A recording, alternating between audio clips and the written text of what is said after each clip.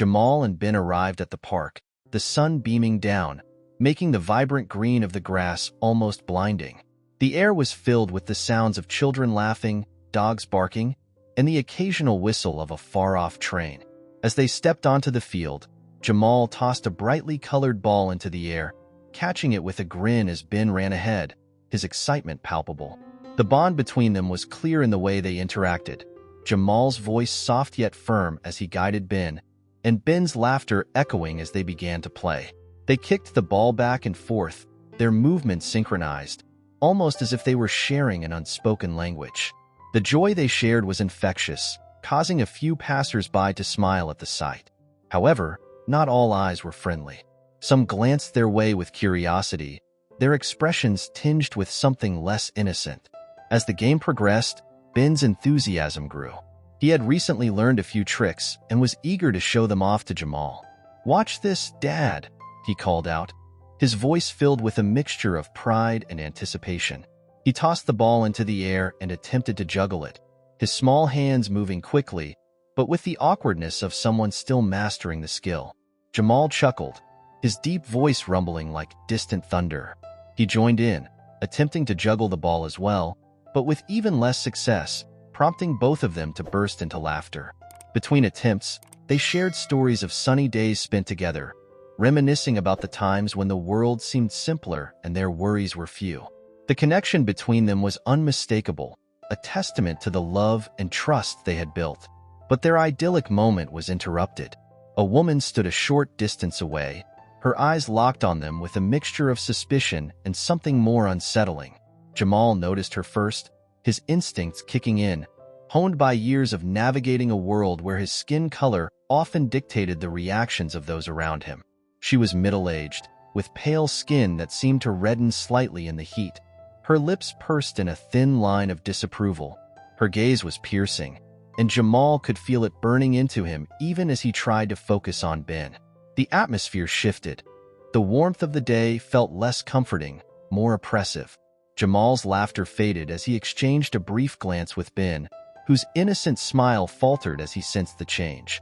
The tension in the air was almost palpable, a stark contrast to the carefree joy they had shared just moments before. Karen's discomfort grew with each passing second as she observed Jamal and Ben. To her, something about the scene just didn't sit right. The way Jamal interacted with Ben seemed too familiar, too intimate, and it triggered deep-seated biases she wasn't fully aware she harbored. Without further thought, she reached into her purse, pulling out her phone with a swift motion, her fingers trembling slightly as she dialed 911. Her voice, when she spoke, was tense, edged with a mix of fear and misplaced righteousness. "There's a black man here with a little boy, and I don't think he's supposed to be with him. It looks like a kidnapping," she reported, her eyes darting back to the pair. She watched as Ben laughed at something Jamal said, the sound like nails on a chalkboard to her troubled mind. She didn't know their story, nor did she care to learn it. She had already made up her mind about what was happening.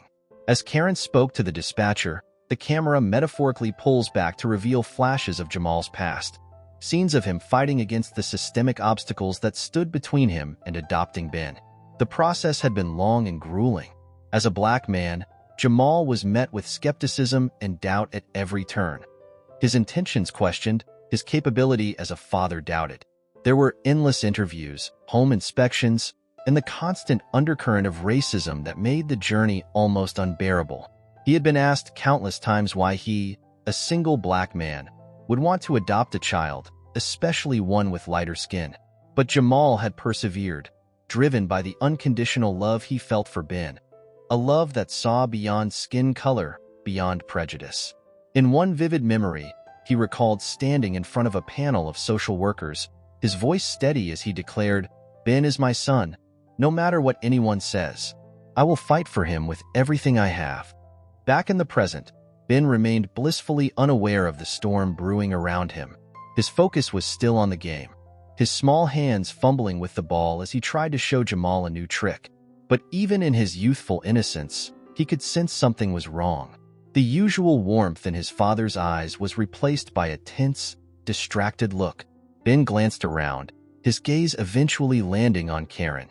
Her rigid posture, The way she stared at them made him uneasy. He didn't fully understand what was happening, but he knew it wasn't good. "Dad," he called out softly, his voice filled with concern. Jamal looked down at his son, forcing a smile that didn't quite reach his eyes. "It's okay, buddy," he reassured, though the knot in his stomach told him otherwise. The carefree atmosphere of their day at the park had been shattered, and Jamal could feel the weight of an all-too-familiar fear pressing down on him. The park, once filled with the sounds of children playing and birds chirping, suddenly grew quieter as a police car pulled up to the curb. Two officers stepped out, their expressions stern and focused. Officer Rodriguez, a man in his late 30s with a calm demeanor, led the way, followed by his partner, Officer Jenkins, who was younger and more rigid in his movements. The sight of the police immediately caught the attention of everyone in the vicinity, and a hush fell over the park. Jamal's heart began to race as he saw the officers approach. He knew all too well how situations like this could quickly spiral out of control, especially with the kind of assumptions that had been made about him in the past. He took a deep breath, trying to maintain his composure as they neared. Jamal stood up, placing himself slightly in front of Ben as a protective gesture, though he kept his hands visible and his posture non-threatening. He knew the importance of appearing calm and cooperative in situations like this. "Officers, is there a problem?" Jamal asked, his voice steady, though there was an underlying tension in his tone. Before the officers could respond, Karen hurried over, her face flushed with a mix of fear and self-righteous indignation. "Yes, there is a problem," she exclaimed, pointing a finger at Jamal. "This man was with that boy, and it just didn't seem right. I'm sure he's up to something." Her words were laced with accusation, and Jamal could feel the eyes of the onlookers burning into him. The situation was escalating quickly, and he knew that how he handled this next moment could determine the outcome. As Karen continued to rant, Officer Rodriguez glanced at Jamal, his brow furrowing slightly as if something about Jamal was familiar. He didn't immediately react to Karen's accusations, instead taking a moment to assess the situation. His partner, Officer Jenkins, was less patient, his hand hovering near his radio, ready to call for backup if things went south. But Rodriguez held up a hand, signaling him to wait. "Sir," Rodriguez began, addressing Jamal, "have we met before? You look familiar." Jamal was caught off guard by the question, the tension in his chest easing slightly as he searched his memory. "I've been involved in some community events," Jamal replied cautiously, still unsure of where this was heading. "Maybe that's where you remember me from." Rodriguez nodded slowly, the recognition in his eyes growing. "That's right," he said, his tone softening. "You were at that seminar on inclusion and racism a while back, weren't you?" The tension in the air seemed to ease slightly as Officer Rodriguez recalled the seminar where he had seen Jamal before. It had been a community event focused on fostering dialogue about racism and inclusion, where Jamal had spoken passionately about his experiences as a black man and a father. Rodriguez remembered being impressed by Jamal's words, his ability to articulate the challenges he faced while also advocating for understanding and unity. Rodriguez turned to his partner, who was still on edge, and spoke with a tone that carried both authority and reassurance. "Jenkins, I remember this man. He's not a threat." The words seemed to hang in the air, their weight shifting the dynamics of the situation. Karen, still standing nearby, looked bewildered, her narrative suddenly questioned by the very people she had hoped would validate her fears. Sensing an opportunity to de-escalate the situation, Jamal took a step forward, his voice calm but firm. "Officer, this is my son, Ben. I adopted him a few years ago. We've been through a lot to be together." He glanced at Karen, his expression a mix of frustration and empathy. "I know how this must have looked to you, but I assure you, Ben is safe with me." The crowd that had begun to gather around them listened intently, some nodding in understanding while others exchanged concerned glances. Officer Rodriguez turned to Karen, his voice measured but with an edge of reproach. "Ma'am, I think it's important that you listen to what this man has to say. Jumping to conclusions based on appearances can lead to serious misunderstandings." Karen's face flushed with a mix of embarrassment and defensiveness. She opened her mouth to protest, but found herself at a loss for words as the reality of the situation began to sink in. Karen hesitated, her mind racing as she processed what was happening. The image she had built of Jamal as a potential threat was crumbling in front of her, and with it, the justification for her actions. Officer Rodriguez continued, his tone softer now but still firm. I understand you were concerned, but you have to consider the consequences of making assumptions like this. They can lead to situations that hurt innocent people.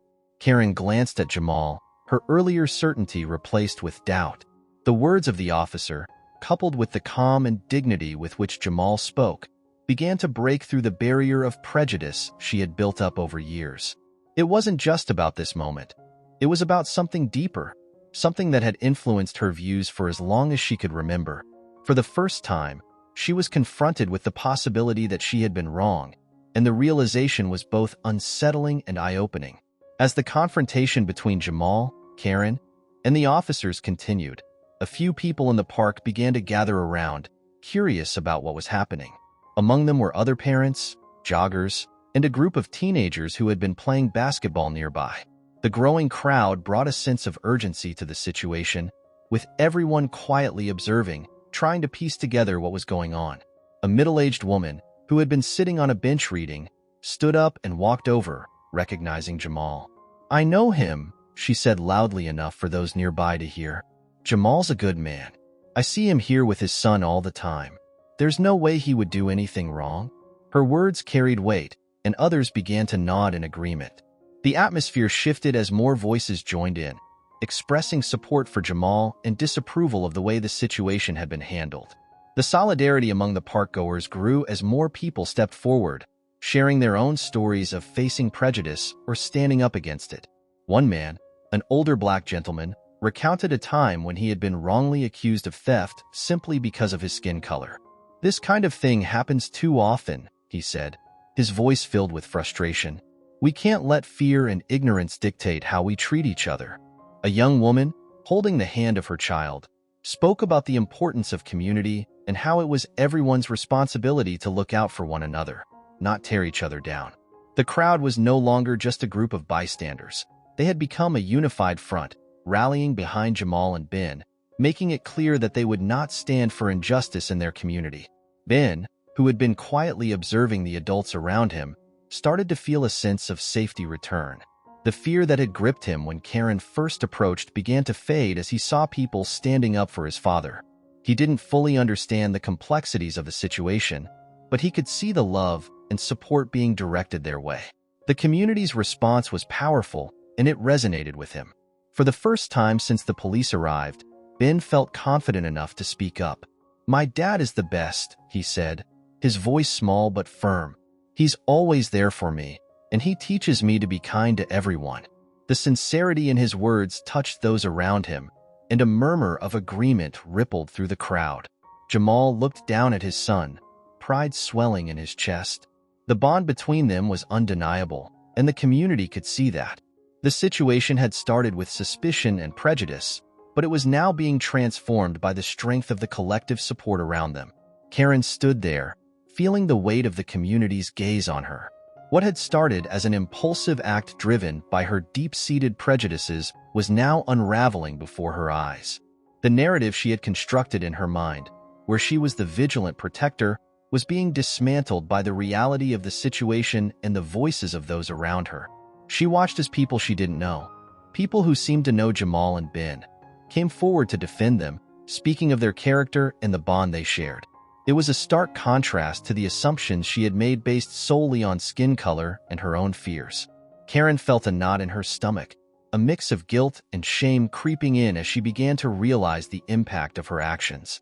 The world she had always understood in black and white was suddenly showing shades of gray, and it was unsettling. As the crowd around her continued to offer support to Jamal, a friend of Karen's, who had accompanied her to the park, approached her cautiously. This friend had been quiet throughout the ordeal, but now, seeing the situation unfold, she felt compelled to speak. Karen, she began softly, I know you were trying to do the right thing, but maybe we need to think about why you felt so certain about what was happening here. Her voice was gentle, but the words struck Karen deeply. Her friend's tone was not accusatory but reflective, urging Karen to consider the deeper motivations behind her actions. Remember that time you told me about your own experiences with discrimination? How it felt when people made assumptions about you? The reminder hit Karen like a wave, bringing back memories of moments in her life when she had been judged unfairly, though not for her race, for other reasons, yet the sting had been real. Her friend continued, I think you need to ask yourself if what you did today was really about protecting Ben or if it was about something else. Karen stood silent, her mind swirling with conflicting emotions. She was torn between her pride and the dawning realization that she might have acted out of prejudice rather than genuine concern. She looked at Jamal, who was now surrounded by supportive members of the community, his son close by his side. The image was starkly different from the one she had conjured in her mind when she first made the call. Her actions, which she had initially justified as protective, now seemed hasty and rooted in bias. The confrontation with her friend's words, combined with the reality unfolding before her, forced Karen into a moment of introspection she hadn't anticipated. She had been so certain of herself, but now that certainty was crumbling, replaced by a growing awareness of the underlying prejudice that had driven her actions. The process of self-reflection had begun, but it was far from over. Karen realized that understanding and dismantling her own biases would be a long and uncomfortable journey. As the situation in the park continued to evolve, Jamal found himself at a crossroads. The community's support had given him strength, but he knew that this moment was more than just about clearing his name. It was about standing up for something much bigger. He took a deep breath, his gaze steady as he looked around at the people who had gathered. I want to thank everyone for their support, Jamal began, his voice carrying both the weight of the moment and the conviction he had developed over years of facing similar challenges. But this isn't just about what happened today. This is about the importance of family, of understanding, and of acceptance. He paused, his eyes locking with Karen's for a brief moment. We can't let fear and prejudice dictate how we see each other. My son, Ben, is my world, and I will protect him with everything I have. But I also want him to grow up in a world where he doesn't have to fear these kinds of misunderstandings. Jamal's words resonated deeply with those around him. He spoke about the challenges he had faced as a black man adopting a child with lighter skin, about the looks and questions that had followed him everywhere he went. Every day, I have to prove that I'm a good father, that I'm worthy of raising my son. Just because we don't look alike, Jamal continued, his voice firm. But love doesn't see color. Ben is my son because I love him, because I chose him, and because he chose me. As he spoke, the onlookers listened intently, their expressions a mix of empathy and respect. Jamal wasn't just defending himself. He was challenging the very assumptions that had led to this moment. He was turning what could have been a moment of defeat into a powerful statement about the bond between a father and his son, and about the broader fight against the prejudices that sought to tear them apart. The officers, particularly Rodriguez, were visibly moved by Jamal's words. Rodriguez, who had been on the fence about the situation, now looked at Jamal with newfound respect. The tension that had initially hung in the air was dissipating, replaced by a sense of understanding. Even Jenkins, who had been ready to escalate the situation, seemed to soften, his hand moving away from his radio as he took in the gravity of Jamal's words. Jamal noticed the shift and decided to address the officers directly. I know you're here to keep the peace, and I respect that, he said, his tone measured. But I want you to think about what brought us to this point today. I'm not just some stranger in the park. I'm a father, a member of this community, and I deserve the same respect and consideration as anyone else. His words hung in the air, a challenge and a plea rolled into one. The officers exchanged glances, clearly affected by Jamal's speech. It was clear that they were starting to question the assumptions that had been made and were reconsidering the entire situation. Jamal's fight was no longer just about defending himself. It was about changing minds and opening hearts. The atmosphere in the park began to shift as Jamal's words sunk in. The tension that had once gripped the scene was slowly replaced by a growing sense of understanding and unity. Karen, who had initially been so sure of her actions, now found herself grappling with the impact of what Jamal had said. She watched as the community, once fragmented by suspicion and prejudice, started to come together, united by a shared desire for justice and understanding. The realization hit her hard. She had been a catalyst for this situation, but now she had the opportunity to be part of the solution. As she looked around at the faces of the people who had rallied behind Jamal, Karen began to see the strength of the community and the resilience of those she had wronged. Officer Rodriguez, moved by Jamal's heartfelt appeal, took a step forward, addressing the crowd. "What we've seen here today is a testament to the power of community," he said, his voice steady and clear. "We all have a responsibility to each other to ensure that our actions are guided by understanding rather than fear. Jamal, your words have reminded us of what it means to truly protect and serve, not just as officers of the law, but as members of this community." He then suggested something unexpected, a gesture that would symbolize the unity and support that had emerged from this ordeal. "Let's come together," Rodriguez proposed, "and form a circle around Jamal and Ben. Let's show that we stand with them, that we are a community united against prejudice." The idea resonated deeply with the crowd. Slowly, people began to move, forming a large circle around Jamal and Ben, their hands linked in solidarity. As the circle formed, Jamal felt a profound sense of relief and gratitude. He looked down at Ben, who was now smiling up at him, the fear and confusion that had clouded his face earlier completely gone. The circle of people, from all walks of life and backgrounds, stood as a powerful symbol of the unity that had emerged from a moment of division. The camera metaphorically zooms in on Jamal and Ben, who are now the focal point of this display of solidarity. Jamal felt the weight of the moment, not just the support of those around him, but the significance of what had just occurred. The community had chosen to stand with him, to reject the prejudice that had threatened to tear them apart. It was a moment of victory, not just for Jamal and Ben, but for everyone present, as they recognized the strength that comes from standing together in the face of injustice. As the crowd began to cheer, the circle tightened, and Jamal hugged Ben close, knowing that this moment would leave a lasting impact on both of them. As the circle of support tightened around them, Ben looked up at his father with newfound confidence. The events of the day had been confusing and frightening, but the love and solidarity he witnessed had a profound effect on him. For a moment, the young boy stood quietly, absorbing the weight of what had just transpired. Then, with a sense of determination that belied his age, Ben stepped forward, away from his father's protective embrace, and faced the crowd. His small voice, though soft, carried a clarity that made everyone pause to listen. "I want to say something," he began, glancing up at Jamal for reassurance. Jamal nodded, encouraging his son to speak. Ben continued, his words deliberate and heartfelt. "My dad always tells me that family isn't about looking the same, but about loving each other no matter what. He's taught me that being kind and helping others is what really matters." The crowd listened intently as Ben shared what he had learned from his father. He spoke about the times Jamal had sat with him, explaining why it was important to stand up for what was right, even when it was hard. "My dad says that love is stronger than anything," Ben continued, "and that we should always try to see the good in people, even if they're different from us." His words were simple, but they carried a wisdom that touched everyone present.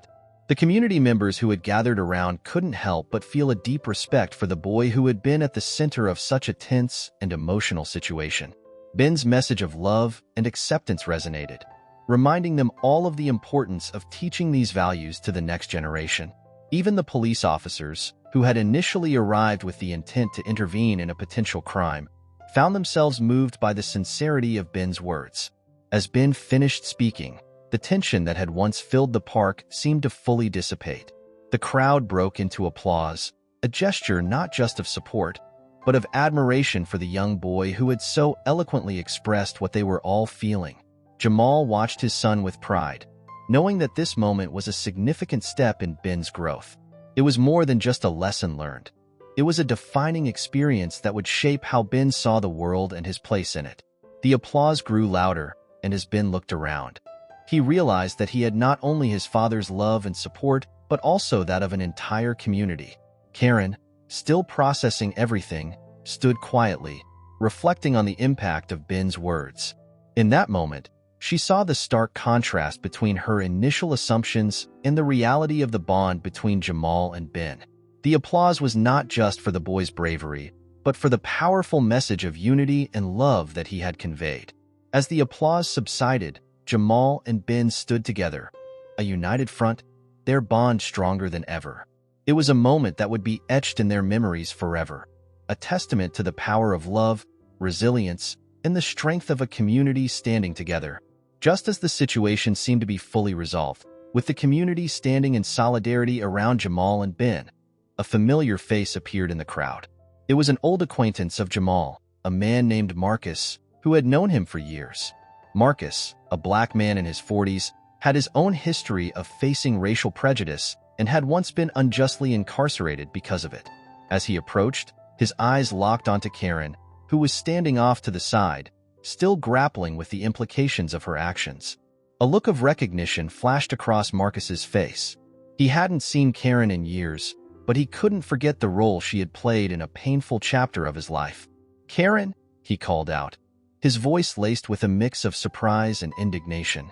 "You're the same Karen who got me in trouble all those years ago, aren't you?" The crowd, sensing a new layer of tension, turned their attention to Marcus and Karen. Marcus began to recount the story from years ago when he had been falsely accused of theft, a charge that had been largely driven by racial bias. He explained how Karen, then a young woman, had played a part in the accusations against him, leading to his arrest and a lengthy legal battle to clear his name. As Marcus spoke, the community's earlier support for Jamal began to take on a new dimension. The realization that Karen had a history of such actions cast her in an even harsher light. The crowd's murmurs grew louder, their initial forgiveness for Karen now tinged with anger. Even Officer Rodriguez, who had been instrumental in de-escalating the situation earlier, looked at Karen with a more critical eye. It was clear that her prejudices were not a one-time mistake, but part of a deeper, more troubling pattern.